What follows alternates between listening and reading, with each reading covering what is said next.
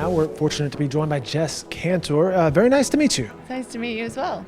When did you get to Oklahoma City? Have you ever been here before? I've not been here before, and I arrived this morning on a red eye from Seattle.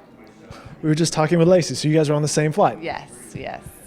Isn't that a beautiful thing, though, the red eye? It's a beatdown. I would not call it beautiful.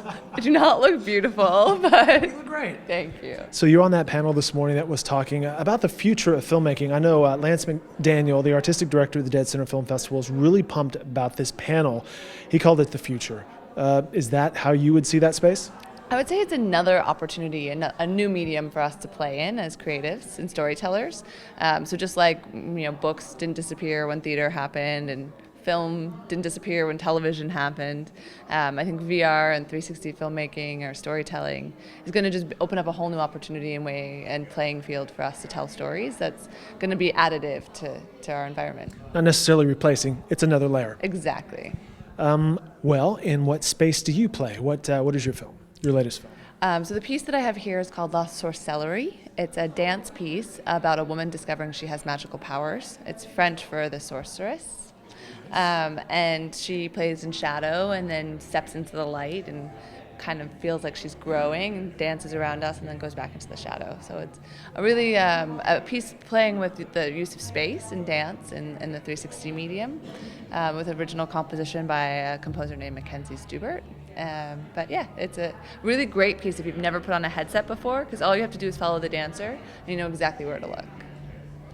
So how did you come up with the concept? That sounds kind of unique. Hey, here's the character, just follow it around, and then the space of the virtual reality kind of helps tell that story. That seems like a good way to be into the filmmaking side of virtual reality.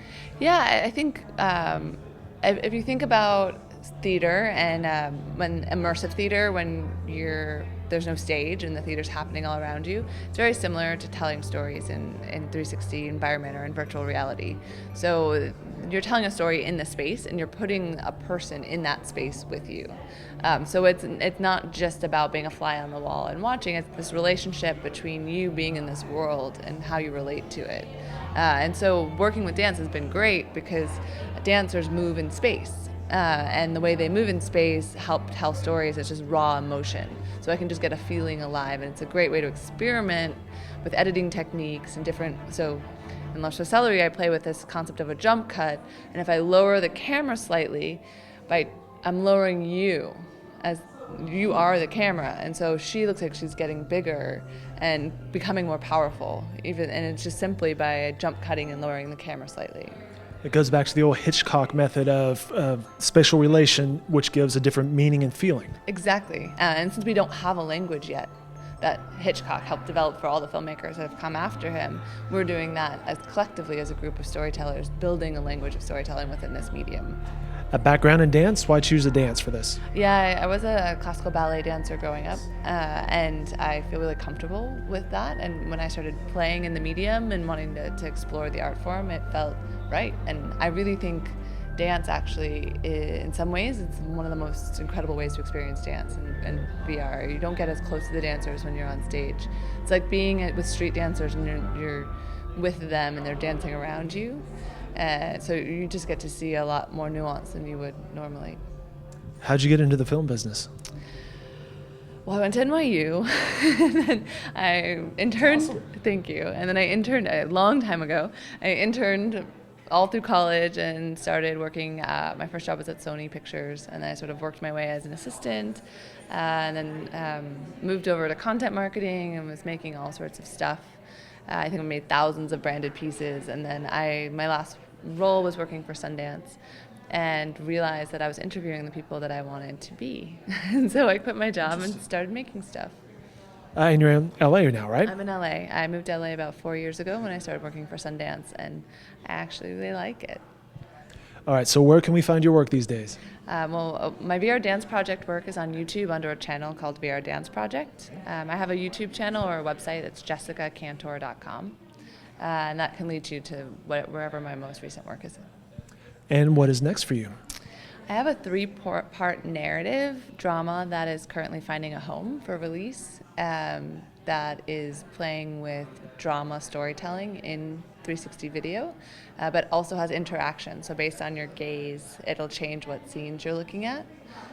So it'll be able to play on the emotional outcome. So there are 12 different ways to watch the piece. How does that work? So I took 360 video and I put it inside of a game engine, and then I used some of the tools of a game engine, but they have the interface, and I had to build the code with it myself. I did the first version and then brought on a developer to kind of tell I'll take a step back. By using a game engine, I can tell where my viewer is in space. So I know at a certain moment if they're looking at something or something else, I can do something with that data. And so I'm telling the program to say, if they're looking here, show them this scene, and if they're not, then show them this scene, and then afterwards, let's meet them back up at program. The old if this, then that. Exactly. It's like taking the very basic concept of coding and adding it to storytelling.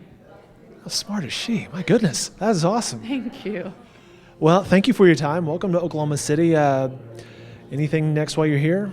I think we're going to get some barbecue. Nothing wrong with barbecue, that's for sure. Congratulations on everything. Thank you very much for your time. It's my pleasure.